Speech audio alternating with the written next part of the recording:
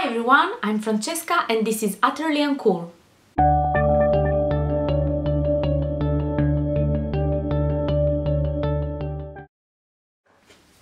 So this is my first video, so I would like to introduce myself. As I said, my name is Francesca, I'm Italian, I live in Rome, which is one of the most beautiful cities in the world, and if you have never been here, you should come and visit us as soon as possible. I am a very curious person. I'm passionate about many things, literature obviously, but also music, films. I love cooking and traveling. I love dogs, animals in general, but I have a dog, a crazy French bulldog, and his name is Atticus. And I think that you know where the name is from. So this is my March wrap-up, and March has been a very good month in terms of reading. I've read a total of 8 books and I give them very high ratings. I have 4 5-star reads, 1 4.5 stars read, 2 4-star reads and 1 3-star read. The first book that I read was actually a reread for me, and it is Harry Potter and the Sorcerer's Stone. First of all, let's take a moment to look how beautiful this cover is. This is the Scholastic's paperback edition, and the cover has that rubbery feel to it, which I adore. And I have to admit that I am a sucker for beautiful covers, and this is a big problem for my wallet, obviously.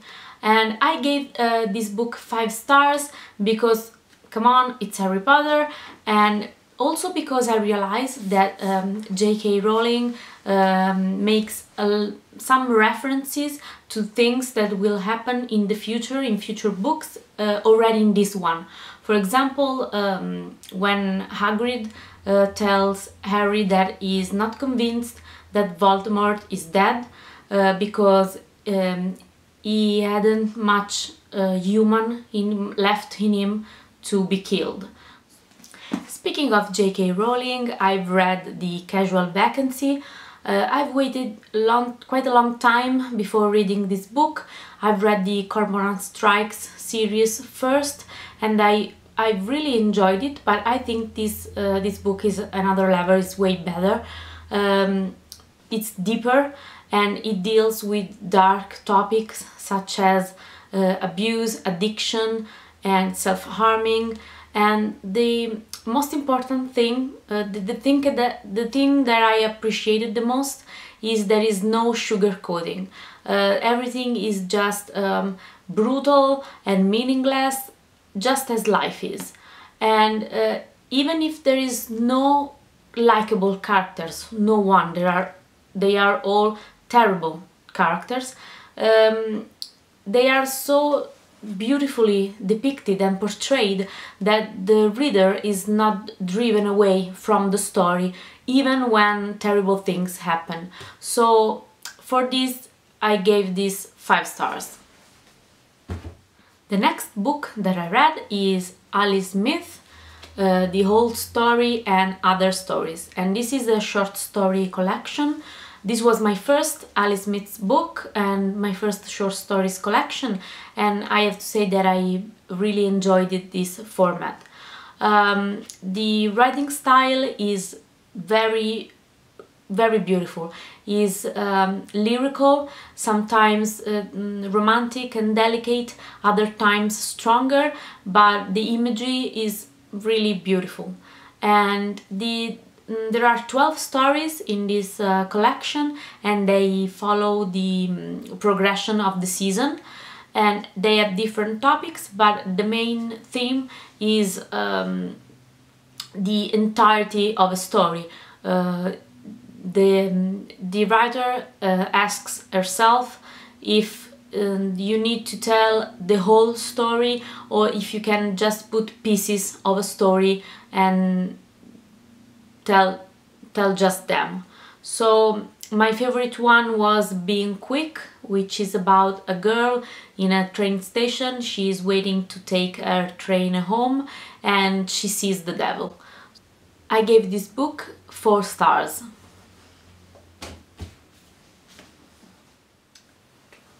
Next I read The Color Purple by Alice Walker, and I chose this book because I wanted to educate myself about feminism, which is a topic that I didn't know or didn't care much even when I was studying. So I know that this is a shame and I wanted to make amends. So I chose this one because this is one of the most relevant novels about women and inequality, and has won the Pulitzer Prize. So it seemed to be a good place to start. The story is about two sisters, Celie and Nettie, born in misery and ignorance, and they have been separated at one point in their life, and they start writing to each other to overcome all the difficulties and the loneliness of their lives. There are beautiful, strong female characters in here. They overcome prejudice and stereotypes, and it's really beautiful book. It is written in epistolary form and in vernacular language, which is the dialect of the south of the United States.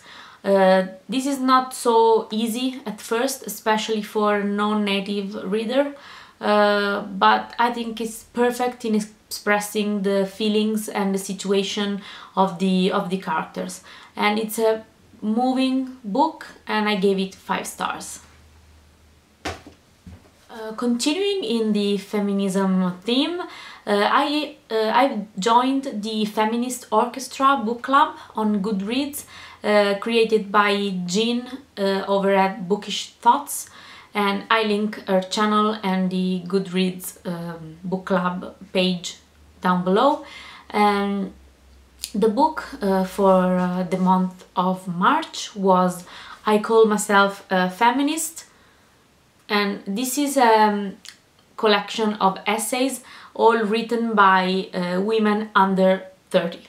So I gave this book 3 stars. It was a good introduction on feminism, but I thought that I would like more depth in some essays and to know more about the personal experiences of the authors. Next, I read A Tree Grows in Brooklyn by Betty Smith, and this is an Italian translation. I didn't know much about this book, I didn't know what to expect, and I was very pleased because it's a really beautiful book. It sets in Brooklyn in 1912, and the main character is Francie, even though this story is about her family, the Nolan family. And Francie has this loving and caring but problematic father and hard-working, tough mother. They are very poor, but she learns to try to make her life better, and there are some good female characters in this book, and that surprised me because, as I said, I didn't know what to expect. There are many female characters and they are all different and complex, which is great because sometimes in a novel where there are several females, they tend to be quite flat. I've really enjoyed it and I gave this book 5 stars.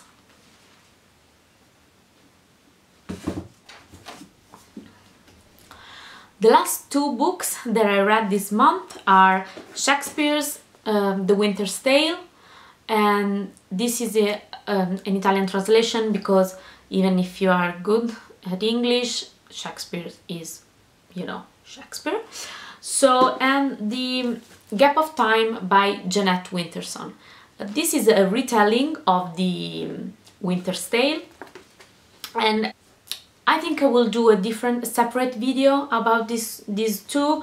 I really enjoyed both of them, but because there are more retellings of Shakespeare's play in the Hogarth Shakespeare series, and I would like to read all of them. Probably I will do a separate video about these 2. Obviously I've read The Winter's Tale before reading the Jeanette Winterson retelling, and just so you know, I gave The Winter's Tale 4 stars and 4.5 stars to The Gap of Time. So that's it for now. I hope you've enjoyed this video, and let me know your thoughts if you have read any of this book, or if you have any questions about them. And don't forget to subscribe. I hope to see you next time, and for now,